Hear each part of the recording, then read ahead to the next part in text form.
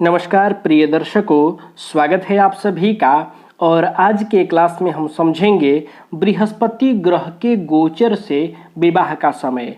प्रिय दर्शकों, यह सूत्र मैं आप लोगों को पिछले ही वीडियो में बता चुका हूँ कि कैसे बृहस्पति के गोचर से विवाह का समय ज्ञात किया जाएगा। आज इस सूत्र को और सरल कर दे रहा हूँ, बहुत सरल तरीके से आपको समझा दूंगा ताकि आप उंगलियों पर गिनकर ज्ञात कर सकते हैं केवल बृहस्पति का गोचर किस राशि में है, यह ज्ञात करके भी आप गिनकर बता देंगे कि कौन कौन से राशि वाले जातकों के लिए विवाह का समय बना हुआ है। प्रिय दर्शकों, जैसा कि आप सभी जानते हैं कि जब बृहस्पति ग्रह का गोचर आपकी राशि पर, यानी कि मैंने कहा था कि यहाँ जो लग्न भाव है यहाँ आप अपनी राशि लिख लीजिए, और बृहस्पति का गोचर आपके राशि पर यानी लग्न में या आपकी राशि से तीसरे भाव में या पांचवें भाव में या सातवें भाव में या नवें भाव में या 11वें भाव में हो तो समझिए कि विवाह का समय बना हुआ है।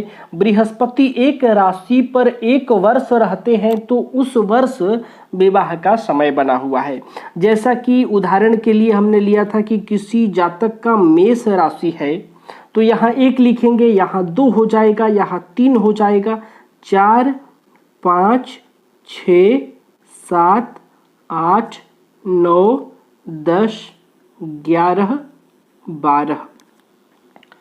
मेष राशि है तो यहाँ 1, तो या तो बृहस्पति का गोचर मेष में हो, मिथुन में हो, सिंह में हो, तुला में हो, धनु में हो और कुंभ में हो। इन 6 राशियों में से किसी भी एक राशि में है तो इन 6 राशि वालों के विवाह का समय उस वर्ष बना हुआ है। अब यहाँ मैं आपको सम और विषम 2 भागों में विभाजित करके बहुत ही सरल तरीके से बता दूंगा। जैसे कि देखिए, अभी बृहस्पति का गोचर कहाँ चल रहा है? मेष राशि में। तो मेष राशि में गोचर चल रहा है तो मेष राशि वालों के लिए भी, मिथुन राशि वालों के लिए भी, सिंह राशि वालों के लिए भी, तुला राशि वालों के लिए भी, धनु राशि वालों के लिए भी और कुंभ राशि वालों के लिए, इन 6 राशि वालों के लिए इस वर्ष विवाह का समय अनुकूल है। यानी अब मैं आपको बताऊंगा कि आप कहेंगे कि मेरा तो न मेष, मिथुन, सिंह, तुला, धनु और कुंभ, इन 6 राशियों में से कोई सा भी राशि नहीं है और विवाह हुआ है, विवाह का योग बन गया है। तो देखिए, सबसे पहले तो यह समझिए कि यह गोचर से है। कुंडली में सप्तम भाव और सप्तमेश ग्रह से संबंधित जो भी ग्रह होंगे उनके दशा अंतरदशा में भी विवाह का योग बनता है। तो हो सकता है कि ग्रह स्थितियों के कारण सप्तम, सप्तमेश और सप्तमेश से संबंधित ग्रहों के प्रभाव से उन ग्रहों के दशा अंतरदशा में विवाह का योग बने और बनता भी है। उसके अलावा यहाँ केवल बृहस्पति के गोचर से भी विवाह का जो समय होगा वह आप ज्ञात कर सकते हैं। यानी सप्तम भाव, सप्तमेश और सप्तमेश से संबंधित ग्रह के दशा अंतरदशा के अलावा आप बृहस्पति से भी विवाह का समय इस प्रकार से ज्ञात कर सकते हैं जो मैं बताने जा रहा हूं। तो यहाँ तो हो गया विषम राशि, यानी समझिए कि जब बृहस्पति विषम राशि में गोचर करें, चाहे वह 1 में हो, चाहे 3 में हो या 5 में हो, 7 में हो, 9 में हो या 11वें राशि में हो, तो समझिए कि 12 राशियों में से जितने विषम राशि वाले हैं, जैसे कि यहाँ 1 नंबर की राशि पर गोचर कर रहे हैं, तो आपने समझ लिया कि ये विषम राशि है। तो आप 12 राशियों में से जितने विषम राशि है, कौन कौन सा?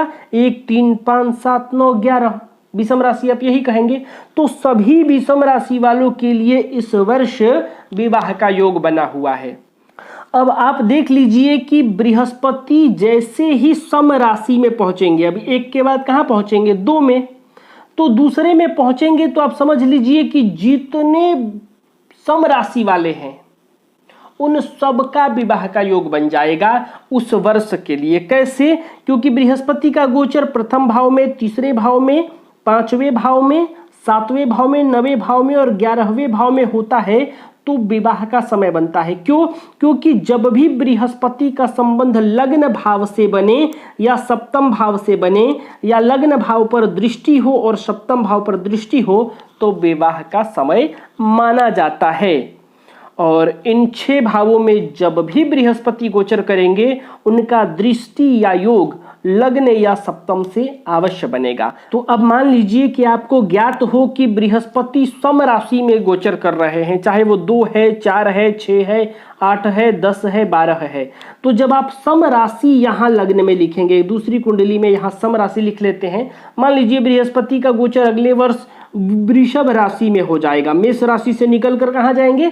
वृषभ राशि में। तो यहाँ 2 नंबर यहाँ जब लिखेंगे तो 3 यहाँ होगा, 4 यहाँ, 5 यहाँ, 6 यहाँ, 7 यहाँ, 8, 9, 10, 11, 12, 1। अब आप यहाँ देखिए कि जो मैंने आपको भाव कहा था कौन कौन सा? पहला, तीसरा, पांचवा, सातवां, 9वां और 11वां। तो जब बृहस्पति सम राशि में होंगे, विषम राशि में होंगे, तो भी आपको इन्हीं भावों को देखना है। जब ये विषम में होंगे तो इन भावों में यही राशि होगी, जब ये सम में होंगे तो समझिए कि इन भावों में सम ही राशि आएगी। जब ये विषम में होंगे तो इन भावों में यही राशि हो जाएगी, ये सभी विषम राशि है। और जब सम में होंगे तो देखिए इन भावों में सब सम राशि आएगी, 2, 4, 6, 8, 10 और 12। तो जब भी बृहस्पति सम राशि में गोचर करें तो समझिए कि जितने सम राशि वाले हैं, वृषभ राशि वाले, कर्क राशि वाले, कन्या राशि वाले, वृश्चिक राशि वाले, मकर राशि वाले और मीन राशि वाले, इन लोगों के विवाह का समय होगा उस वर्ष जब ये 2, 4, 6, 8, 10, 12 में गोचर करेंगे। और जब ये विषम राशि में गोचर करेंगे 1, 3, 5, 7, 9, 11, तो इन 6 राशि वालों के लिए विवाह का समय बनेगा। तो अब आपको ये चित्र नहीं बनाना पड़ेगा, केवल आप ज्ञात कीजिए कि बृहस्पति किस राशि में है और उसके बाद आपकी राशि सम है या विषम, ये 2 भागों में बांट लीजिए। ये हो जाएगा विषम राशि और ये हो जाएगा सम राशि। तो जब भी सम में हो तो जितने राशि सम है, जितने क्या 6 राशि सम है और 6 ही राशि विषम है। तो विषम में किसी भी राशि में हो, अभी यहाँ 1 में मेष राशि में गोचर हो रहा है, तो भी 1, 3, 5, 7, 9 समझ लीजिए कि इन राशि वालों के लिए विवाह का समय है। और ये अगले वर्ष 1 वर्ष के बाद जब ये सम राशि 2 में आएंगे तो समझ जाइए कि 2, 4, 6, 8, 10, 12 वालों के लिए विवाह का समय बना है। जब ये 2 से 3 में जाएंगे तो पुनः आप विषम राशि वालों के विवाह का समय समझ लीजिएगा। और जब ये 3 से फिर 4 में जाएंगे तो सम राशि वालों का। तो यानी गोचर से, बृहस्पति के गोचर से इस प्रकार से आप विवाह का समय जान सकते हैं। और इसके अलावा भी विवाह के लिए आपको कुंडली के सप्तम भाव में स्थित राशि, सप्तमेश, सप्तम भाव पर पड़ने वाले ग्रहों का प्रभाव, सप्तमेश से संबंधित जितने भी ग्रह होंगे उनके दशा अंतर दशा में भी विवाह होता है। तो आपको इसके लिए वह भी गणना करना है। और यहाँ बृहस्पति से मैं अभी आपको बताया, आगे आने वाले दिनों में मैं जन्म कुंडली पर सूत्रों के आधार पर भी बताऊंगा कि सप्तम, सप्तमेश और सप्तमेश से संबंधित जो ग्रह होंगे और उनका दशा अंतर दशा में विवाह का समय आप कैसे ज्ञात करेंगे। तो आज के लिए बस इतना ही, तब तक के लिए हमें अनुमति दीजिए। नमस्कार।